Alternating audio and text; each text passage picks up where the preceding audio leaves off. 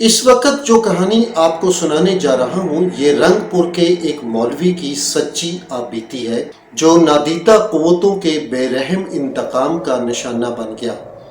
آئیے غور سے سنیے۔ مولوی عبید اللہ ایک پرہیزگار انسان اور رنگ پور قصبہ کے جامع مسجد کے پیش امام تھے۔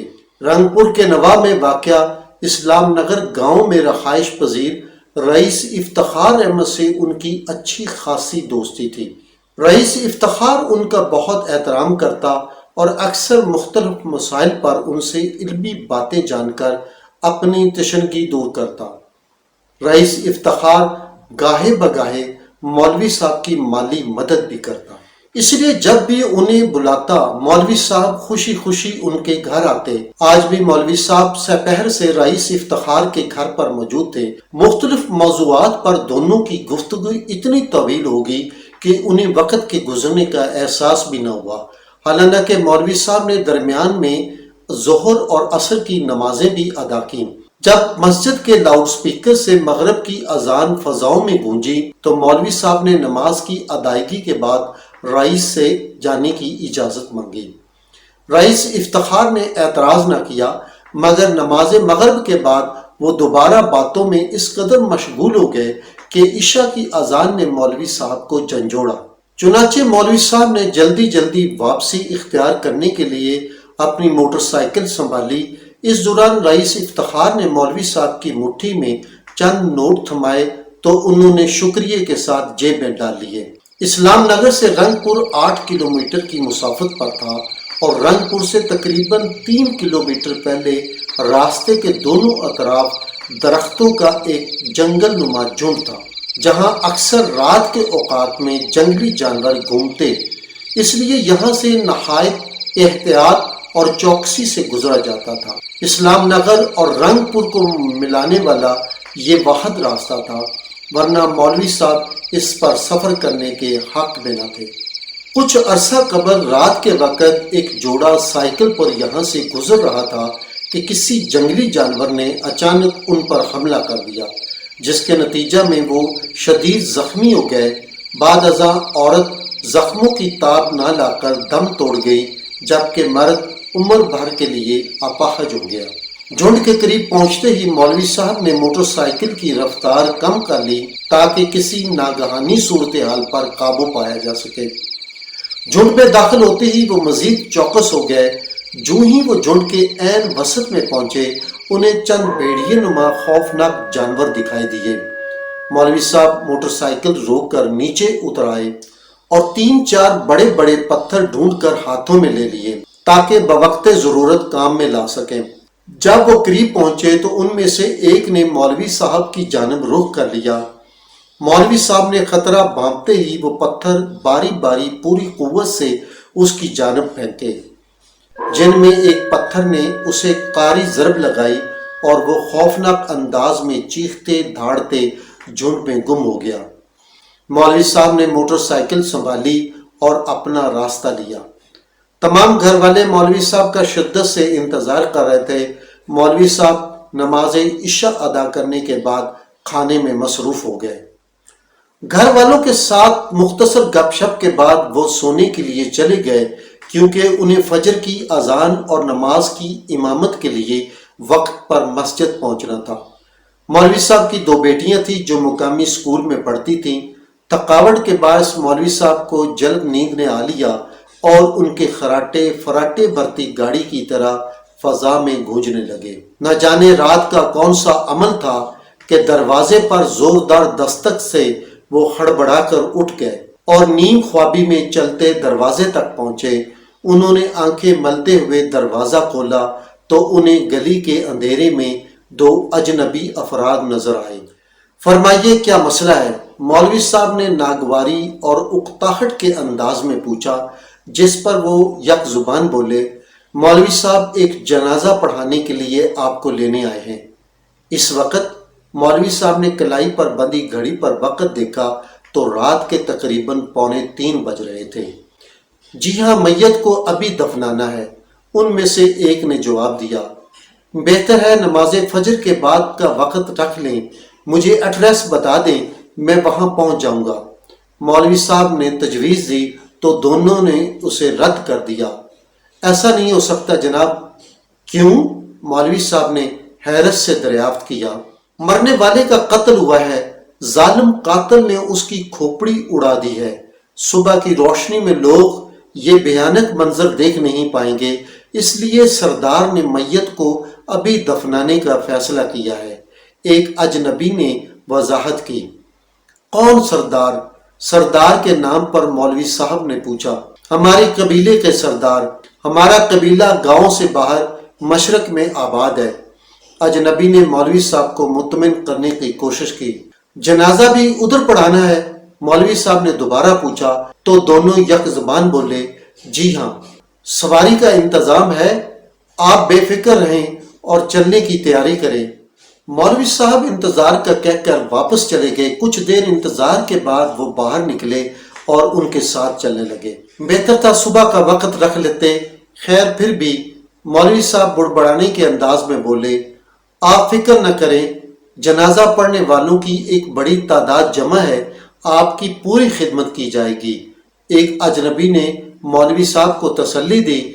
خدمت کا لفظ سنتے ہی مولوی صاحب کی باچھیں سی کھل اٹھیں اور انہوں نے دوبارہ اس موضوع پر بات نہ کی۔ گاؤں کی چھوٹی بڑی گلیوں سے ہوتے وہ بڑی سڑک پر آ گئے جہاں پر آوارہ کتوں کا راج تھا، جنہوں نے مولوی صاحب اور اجنبیوں کا روایتی استقبال کیا۔ کمال ہے، کچھ دیر پہلے ایک ٹیکسی والے کو یہاں انتظار کرنے کا کہہ کر گئے تھے مگر وہ اب غائب ہے۔ دونوں نے ادھر ادھر نظریں دوڑاتے ہوئے پریشانی ظاہر کی۔ مولوی صاحب جو ٹیکسی والے کو دینا ہے وہ بھی آپ کو دے دیں گے، ابھی اسے تلاش کرنے کے لیے وقت نہیں، تھوڑا سا فاصلہ ہے، آپ ہمارے ساتھ پیدل طے کر لیں تو مہربانی ہوگی، واپسی پر آپ کے لیے کوئی بندوبست کر دیں گے۔ دونوں نے باری باری لجاجت آمیز انداز میں مولوی صاحب کی منت سماجت شروع کر دی اور مولوی صاحب نے جواباً کسی قسم کی حجت کا اظہار نہ کیا۔ تینوں خاموشی سے اندھیرے میں آگے بڑھ رہے تھے۔ گاؤں سے کافی دور مولوی صاحب کو مشرق کی جانب آگ کا الاؤ روشن نظر آیا۔ وہیں پہنچنا ہے کیا؟ مولوی صاحب نے اجنبیوں سے پوچھا تو دونوں نے یک زبان تصدیق کی، جس سے وہ مطمئن ہو گئے۔ جو وہ آگے بڑھ رہے تھے، شعلوں کی روشنی قریب ہو رہی تھی۔ بالآخر وہ ایک میدان میں روشن الاؤ کے قریب پہنچ گئے جہاں سفید کفن میں میت پڑی ہوئی تھی اور اس سے کچھ فاصلے پر اندھیرے میں کئی حیولے متحرک تھے۔ مولوی صاحب میت کے پاس پہنچ کر رک گئے اور دونوں اجنبی اندھیرے میں غائب ہو گئے۔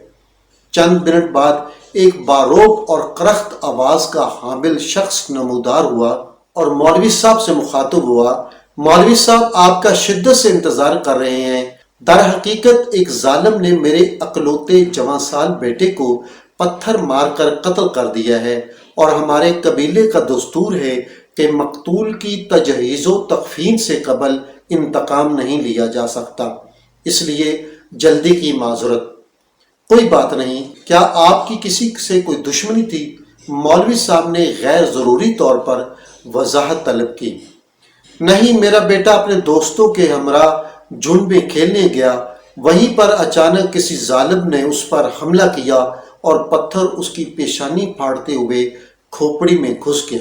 یہ سنتے ہی مولوی صاحب کے پاؤں کے نیچے سے زمین نکل گئی، چہرے کا رنگ فق ہو گیا اور دماغ گھومنے لگا۔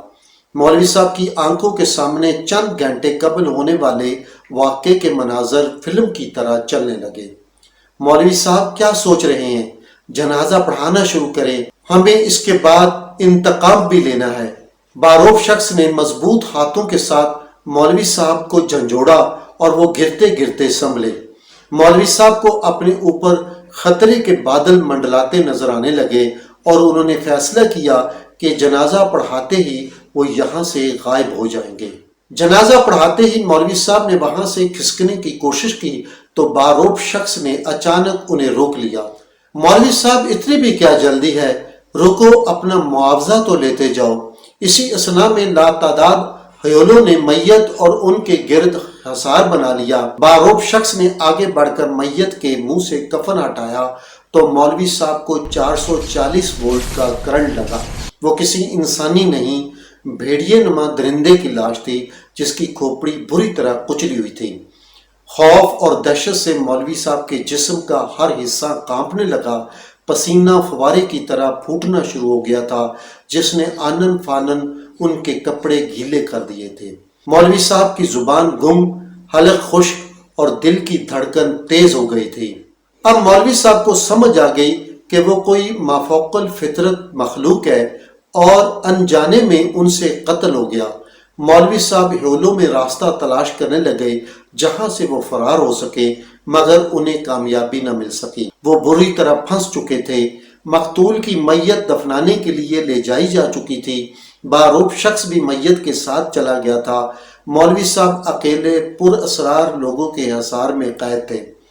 مولوی صاحب نے پر اسرار ہیولوں میں بڑے خوفناک چہرے اور مناظر دیکھے، جس پر انہیں جو ورد وظیفے یاد تھے پڑھنا شروع کر دیے، جن کا کچھ اثر نہ ہوا۔ اچانک وہاں پھانسی گھاٹ تیار کیا جانے لگا، جسے دیکھ کر مولوی صاحب کی رہی سہی ہمت بھی جواب دینے لگی۔ اسی اثناء میں باروب شخص واپس آ چکا تھا، جس کا چہرہ خوفناک شکل اختیار کر چکا تھا۔ جس طرح قاتل نے ہمارے بیٹے کا قتل کیا ہے، ہم بھی قاتل کی اولاد سے اس کا انتقام لیں گے۔ خوفناک شکل کے حامل سردار نے کڑکدار آواز میں اعلان کیا، جس کے ساتھ ہی آسمان پر بجلی چمکنے اور بادل کڑکنے لگے۔ مولوی صاحب کو اپنی دنیا اندھیر ہوتے نظر آنے لگی۔ دو ہیولوں نے مولوی صاحب کو دونوں شانوں سے اپنی مضبوط گرفت میں لے لیا، جس کے باعث وہ ہل بھی نہیں سکتے تھے۔ پھانسی گھاٹ پر پھانسی کا پھندا لگایا جا چکا تھا۔ قاتل کی بیٹی کو لایا جائے، سردار نے حکم دیا، اور دوسرے ہی لمحے مولوی صاحب کی بڑی بیٹی زینب نیب مردہ حالت میں وہاں تھی، جسے دیکھتے ہی مولوی صاحب نے ایک چیخ ماری اور بے ہوش ہو گئے۔ جب انہیں ہوش آیا تو انہوں نے خود کو ہسپتال میں پایا۔ اس موقع پر انہیں یہ دردناک خبر ملی کہ ان کی بیٹی زینب کی لاش گھر میں چھت کے پنکھے سے جھولتے ملی ہے۔ اس کے گلے میں دوپٹے کا پھندا تھا۔ مولوی صاحب چیخے مار مار کر رونے لگے۔ انہیں اس خوفناک اور بے رحم انتقام کی توقع نہ تھی۔